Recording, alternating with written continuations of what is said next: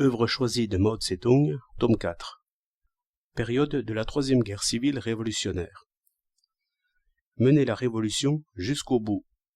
30 décembre 1948. Le peuple chinois remportera bientôt la victoire finale dans la Grande Guerre de libération. Même nos ennemis n'en doutent plus. Cette guerre a suivi un chemin tortueux. Au moment où il déclencha la guerre contre-révolutionnaire, le gouvernement réactionnaire du Kuomintang avait environ 3 fois et demi autant de troupes que l'armée populaire de libération, et son armée surpassait de loin celle-ci en équipement comme en ressources humaines et matérielles. Il disposait des industries modernes et des moyens modernes de communication qui manquaient à l'armée populaire de libération. Il avait reçu de l'impérialisme américain une aide énorme sur les plans militaires et économiques, et il avait fait des préparatifs de longue main. C'est ainsi que la première année de la guerre, juillet 1946-juin 1947, a été marquée par l'offensive du Kuomintang, alors que l'armée populaire de libération était sur la défensive. En 1946, le Kuomintang occupait dans le nord-est Shenyang, Seping, Chongqing, Qijin, Hantung et d'autres villes, ainsi que la plus grande partie des provinces du Liaoning, du Liaopei et de l'Hantung. Au sud du fleuve Jaune, il occupait Huaiyin, Hotze et d'autres villes et avait repris la plus grande partie des régions libérées du Hubei Henan Anhui, Kiangsu Anhui, Henan Anhui Kiangsu et Shantung du sud-ouest. Au nord de la Grande Muraille, il occupait Chengde, Xining, Changjiakou et d'autres villes, ainsi que la plus grande partie des provinces du Jeol, du Suiyuan et du Chahar. Dans sa fougue tapageuse, le Kuomintang se croyait sans rival au monde.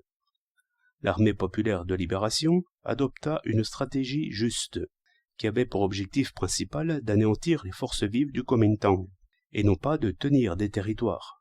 Et elle anéantit chaque mois une moyenne de quelques 8 brigades des troupes régulières du Kuomintang, l'équivalent de 8 divisions actuelles, obligeant finalement celui-ci à abandonner son plan d'offensive générale pour limiter, pendant le premier semestre de 1947, l'objectif majeur de son attaque aux 2 ailes du front sud, c'est-à-dire au Shantung et au Shensi du Nord. Au cours de la deuxième année de la guerre, juillet 1947, juin 1948, la situation subit un changement radical. Après avoir détruit un grand nombre de troupes régulières du Kuomintang, l'armée populaire de libération passa de la défensive à l'offensive sur le front sud et sur le front nord, alors que le Kuomintang était contraint de passer de l'offensive à la défensive. Non seulement l'armée populaire de libération recouvra la majeure partie des territoires perdus dans le nord-est, le Shantung et le Shensi du Nord, mais elle étendit le front des opérations aux régions du Kuomintang situées au nord du Yangtze et de la rivière Weichuan. De plus, au cours des attaques qui nous permirent d'enlever les villes de Shekiaochuang, Yuncheng, Seping, Luoyang, Yichuan, Paoqi, Weixian, Linfeng et Kaifeng, notre armée a appris la tactique de la prise d'assaut de points puissamment fortifiés. L'armée populaire de libération forma ses unités d'artillerie et du génie. Il est à noter que l'armée populaire de libération n'avait ni avion ni tank, mais dès qu'elle eut formé des troupes d'artillerie et du génie supérieures à celles de l'armée du Kuomintang, le système défensif de ce dernier, avec tous ses avions et ses tanks, ne présenta plus qu'une valeur minime. L'armée populaire de libération fut dès lors capable de mener non seulement une guerre de mouvement, mais aussi une guerre de position.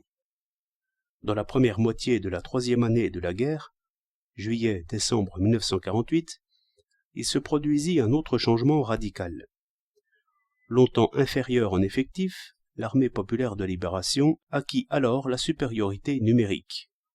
Elle put non seulement s'emparer des villes puissamment fortifiées du Kuomintang, mais encore encercler et anéantir en une seule fois de puissantes formations de troupes d'élite du Kuomintang, fortes de 100 000 hommes, voire même de centaines de milliers. La destruction des troupes du Kuomintang par l'armée populaire de libération est devenue beaucoup plus rapide. Voyez les statistiques des unités régulières du Kuomintang, à l'échelon du bataillon et au-dessus, que nous avons anéanties. y compris les troupes ennemies qui se sont révoltées et ont passé de notre côté. Dans la première année, 97 brigades anéanties, dont 46 par unités entières. Dans la deuxième année, 94 brigades anéanties, dont 50 par unités entières. Dans la première moitié de la troisième année, selon des données incomplètes, 147 divisions anéanties, dont 111 par unités entières. Le nombre de divisions ennemies entièrement anéanties au cours de ces 6 mois dépasse de 15 le chiffre global des divisions ennemies entièrement anéanties au cours des 2 années précédentes. Le front stratégique de l'ennemi s'est désagrégé complètement. Les troupes ennemies dans le nord-est ont été entièrement détruites. Celles qui se trouvent dans la Chine du Nord subiront prochainement le même sort. Et dans la Chine de l'Est, de même que dans les plaines centrales, il n'en reste qu'un nombre réduit. L'anéantissement du gros des forces du Kuomintang au nord du Yangtze facilitera considérablement à l'armée populaire de libération la traversée ultérieure du fleuve et la poussée vers le sud pour libérer toute la Chine. Parallèlement à sa victoire sur le front militaire, le peuple chinois a obtenu de grands succès sur les fronts politiques et économiques. Voilà pourquoi, aux yeux de l'opinion mondiale, y compris toute la presse impérialiste, il ne fait plus de doute que le peuple chinois remportera la victoire nationale dans sa guerre de libération. L'ennemi ne périra pas de lui-même. Ni les réactionnaires chinois, ni les forces agressives de l'impérialisme américain en Chine ne se retireront d'eux-mêmes de la scène de l'histoire. Précisément parce qu'ils comprennent que la victoire nationale du peuple chinois dans la guerre de libération ne peut plus être empêchée par des moyens purement militaires, ils accordent toujours plus d'importance à la lutte politique. D'une part, les réactionnaires chinois et les agresseurs américains utilisent le gouvernement actuel du Kuomintang pour leur complot de paix. D'autre part, ils cherchent à se servir de certaines personnes qui sont en relation à la fois avec eux et avec le camp révolutionnaire. Ils les excitent, leur montent la tête, leur disent de travailler habilement à s'infiltrer par tous les moyens dans le camp révolutionnaire et à former en son sein une opposition. Leur but est de préserver les forces réactionnaires et de miner les forces révolutionnaires. Selon des informations dignes de foi, le gouvernement des États-Unis a pris la décision de monter ce complot et a commencé à l'exécuter en Chine. Il a transformé sa politique de simple soutien à la guerre contre-révolutionnaire du Kuomintang en une politique utilisant 2 formes de lutte. 1. Organiser les débris des forces armées du Kuomintang et les forces dites locales pour continuer de résister à l'armée populaire de libération au sud du Yangtze et dans les provinces frontières éloignées. 2. Organiser au sein du camp révolutionnaire une opposition pour arrêter net la révolution par tous les moyens, ou, au cas où la révolution continuerait à se développer, pour en atténuer au moins la couleur, de façon que les intérêts de l'impérialisme et de ses valets n'en soient pas trop lésés. Les impérialistes britanniques et français soutiennent cette politique américaine. Bien des gens, à l'heure actuelle, ne se rendent pas encore exactement compte de la situation, mais ils ne tarderont sans doute pas à y voir clair. La question qui se pose maintenant au peuple chinois, à tous les partis démocratiques et à toutes les organisations populaires, est de savoir s'il faut mener la révolution jusqu'au bout ou l'abandonner à mi-chemin. Mener la révolution jusqu'au bout, c'est employer des méthodes révolutionnaires pour anéantir résolument, radicalement, intégralement et totalement toutes les forces de la réaction. C'est persister à abattre avec une fermeté inébranlable l'impérialisme, le féodalisme et le capitalisme bureaucratique. C'est renverser dans tout le pays la domination réactionnaire du Kuomintang et établir sur le plan national une république qui sera une dictature démocratique populaire placée sous la direction du prolétariat et fondée sur l'alliance des ouvriers et des paysans. Alors, la nation chinoise sera complètement émancipée. Le pays se verra transformé de semi-colonie en État réellement indépendant.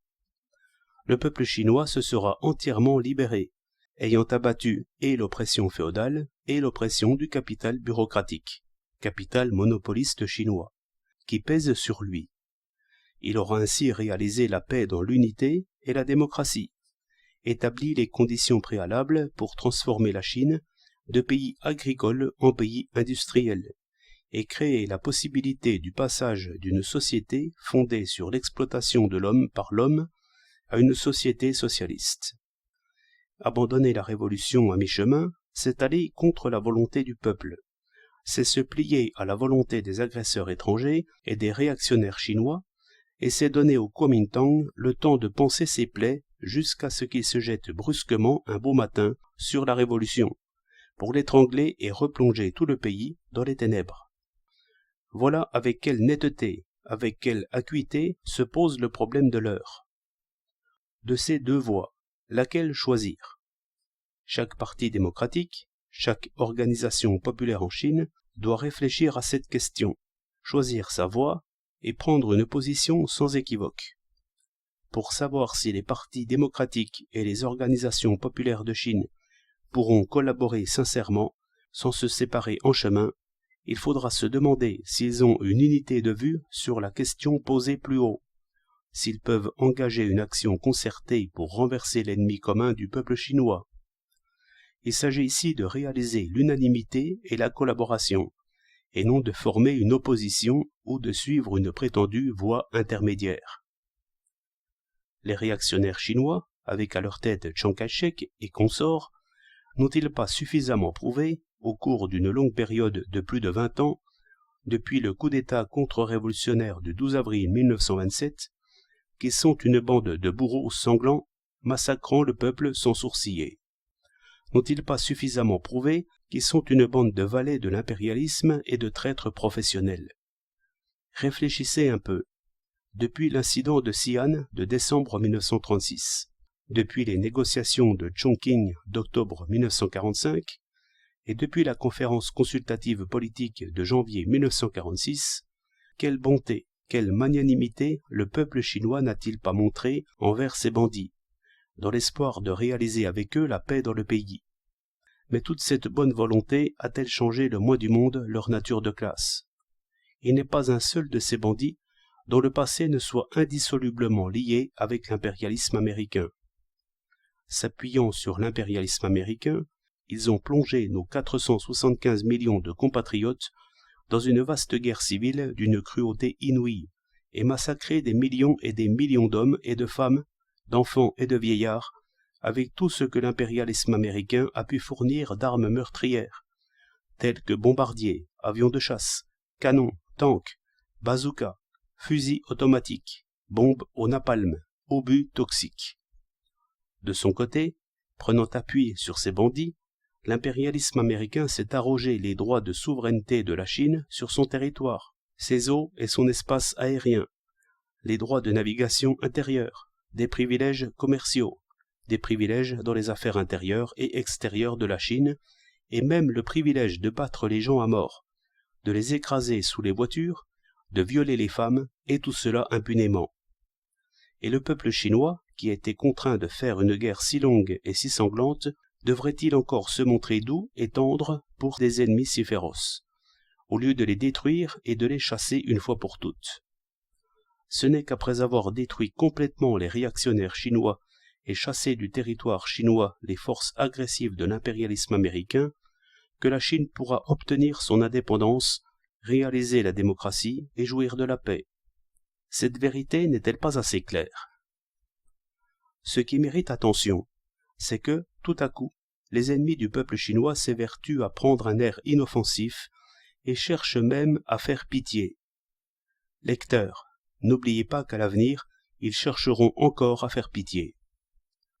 Sun Fo, depuis peu président du Yuan exécutif du Kuomintang, n'a-t-il pas déclaré en juin de l'année dernière qu'un règlement interviendrait tôt ou tard à la condition de lutter jusqu'au bout sur le plan militaire? Mais cette fois, dès qu'il parut sur la scène, il se mit à pérorer au sujet d'une paix honorable, en disant que le gouvernement s'était efforcé d'obtenir la paix et ne recourait aux armes que parce qu'il était impossible de la réaliser, mais que l'objectif final du recours aux armes restait toujours le rétablissement de la paix. Aussitôt après, une dépêche d'United Press, transmise de Shanghai le 21 décembre, prédit que la déclaration de Sun Fo rencontrerait la plus large approbation dans les milieux officiels américains et parmi les libéraux du Kuomintang. À présent, les milieux officiels américains non seulement manifestent beaucoup de zèle pour la paix en Chine, mais ils ne cessent d'affirmer que depuis la conférence de Moscou, des ministres des Affaires étrangères de l'Union soviétique, des États-Unis et de la Grande-Bretagne en décembre 1945, les États-Unis ont toujours suivi une politique de non-ingérence dans les affaires intérieures de la Chine. Quelle attitude devons-nous observer vis-à-vis de ces messieurs du pays des gentlemen? Il y a lieu de citer ici une fable de la Grèce antique. Un jour d'hiver, un laboureur vit un serpent engourdi par le froid. Pris de compassion, il le ramasse et le serre contre son sein. Ranimé par la chaleur, le serpent retrouve son instinct naturel et fait à son bienfaiteur une morsure mortelle. Le laboureur dit en mourant : « Je n'ai eu que ce que j'ai mérité en prenant en pitié une méchante créature. »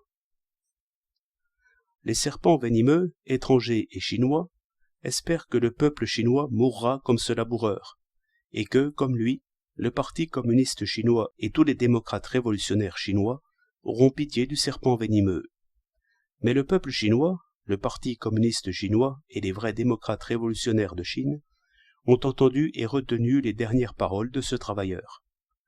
Du reste, les serpents qui infestent la plus grande partie de la Chine, qu'ils soient grands ou petits, noirs ou blancs, qu'ils montrent leurs crochets venimeux ou qu'ils soient métamorphosés en belles femmes, ne sont pas encore engourdis, quoiqu'ils sentent déjà la menace de l'hiver. Le peuple chinois ne prend jamais en pitié les méchants de l'espèce des serpents. Il considère en toute bonne foi que ceux qui disent perfidement qu'il faut les prendre en pitié, sous peine de braver l'usage du pays ou de manquer de grandeur d'âme, etc., ne sont pas du tout des amis fidèles du peuple chinois. Les méchants de l'espèce des serpents, pourquoi donc les prendre en pitié? Quel ouvrier, quel paysan, quel soldat est d'avis qu'il faudrait les prendre en pitié? En effet, il existe des libéraux du Kuomintang ou des libéraux en dehors du Kuomintang qui conseillent au peuple chinois d'accepter la paix offerte par les États-Unis et le Kuomintang, c'est-à-dire de garder, comme des reliques, les vestiges de l'impérialisme, du féodalisme et du capitalisme bureaucratique, pour que ces beaux trésors ne disparaissent pas de la terre. Mais ces gens-là ne sont nullement des ouvriers, des paysans ou des soldats. Ils ne sont pas non plus des amis des ouvriers, des paysans ou des soldats. Nous estimons que le camp révolutionnaire du peuple chinois doit être élargi et doit englober tous ceux qui, à l'étape présente, veulent se rallier à la cause de la révolution. La révolution du peuple chinois a besoin de forces principales et aussi de forces alliées, car une armée sans alliés ne peut vaincre l'ennemi. Le peuple chinois, dont la révolution est en plein essor, a besoin d'amis. Il doit se souvenir de ses amis et non les oublier. Nul doute que les amis fidèles à la cause révolutionnaire du peuple et qui s'efforcent de défendre les intérêts du peuple en s'opposant à ce qu'on protège ceux de l'ennemi ne sont pas en petit nombre en Chine. Aucun d'eux ne doit être oublié ni négligé. Mais nous estimons également que nous devons consolider le camp révolutionnaire du peuple chinois et qu'il ne faut pas permettre à de mauvais éléments de s'y infiltrer, ni à des idées fausses d'y prévaloir. Maintenant que sa révolution est en plein essor, le peuple chinois se doit non seulement de ne pas oublier ses amis, mais encore de ne jamais perdre de vue ses ennemis et les amis de ses ennemis. Comme il a été dit ci-dessus, l'ennemi utilise sournoisement les procédés de paix et d'infiltration dans le camp révolutionnaire, afin de préserver et de renforcer sa position, alors que les intérêts fondamentaux du peuple exigent que toutes les forces réactionnaires soient radicalement liquidées et que les forces agressives de l'impérialisme américain soient rejetées hors de la Chine. Donc, ceux qui conseillent au peuple de prendre en pitié l'ennemi et de préserver les forces réactionnaires ne sont pas des amis du peuple, mais des amis de l'ennemi. L'essor impérieux de la révolution chinoise oblige toutes les couches sociales à prendre position. Le rapport des forces entre les classes en Chine subit à l'heure actuelle un nouveau changement. Des multitudes de gens se dégagent de l'influence et du contrôle du Kuomintang et passent dans le camp de la révolution. Isolés, abandonnés, les réactionnaires chinois sont aux abois.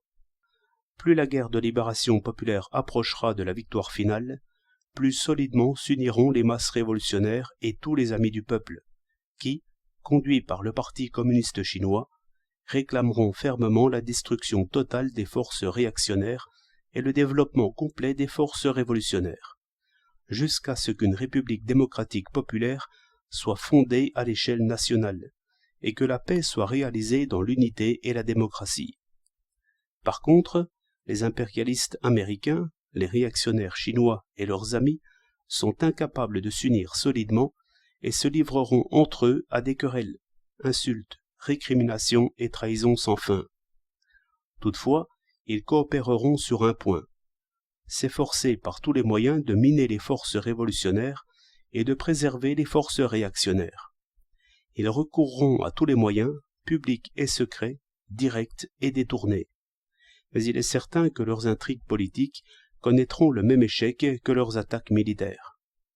Instruit par l'expérience, le peuple chinois et son état-major général, le Parti communiste chinois, sont sûrs de réduire à néant les intrigues politiques de leurs ennemis, exactement comme ils ont brisé leurs attaques militaires, et ils mèneront à son terme la grande guerre de libération populaire.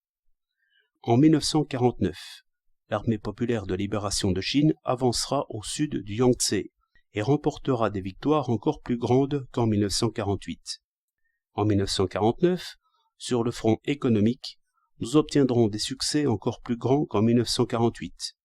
Notre production agricole et industrielle atteindra un niveau plus élevé qu'avant et les communications par chemin de fer et par route seront complètement rétablies.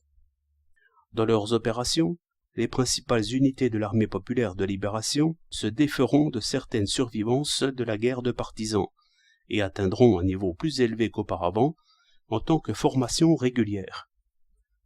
En 1949, la conférence consultative politique, à laquelle aucun réactionnaire ne sera admis et qui aura pour but d'accomplir les tâches de la révolution populaire, sera convoquée, la République populaire de Chine proclamée et le gouvernement central de la République constitué.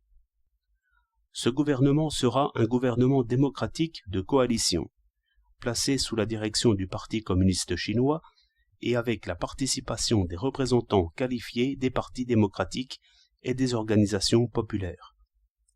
Telles sont les principales tâches concrètes que le peuple chinois, le Parti communiste chinois, ainsi que tous les partis démocratiques et toutes les organisations populaires en Chine doivent s'efforcer de remplir en 1949. Nous ne reculerons devant aucune difficulté et nous nous unirons étroitement pour accomplir ces tâches.